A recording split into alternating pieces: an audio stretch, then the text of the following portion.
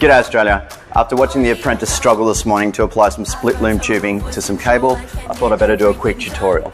So, there's many circumstances where we run an exposed cable on the exterior of a vehicle through an engine bay or maybe under a ute body, and to properly protect that cable we need to apply split loom tubing over it to keep it safe from dust, vibration, sticks, rocks, all sorts of things like that. The correct way and easiest way that I've found to do that is as follows. You need to open up the end of the split loom tubing and flare those edges. Once you've opened that up a little bit, you begin sliding it onto the exposed cable. Get your thumb and forefinger under the loom tube like this. Don't apply too much pressure. You're just guiding the loom tube on as you then slide it onto the exposed cable. Try and keep the cable as straight as possible. You'll be able to slide that on further into nice manageable chunks of 1 to 2 meters at a time.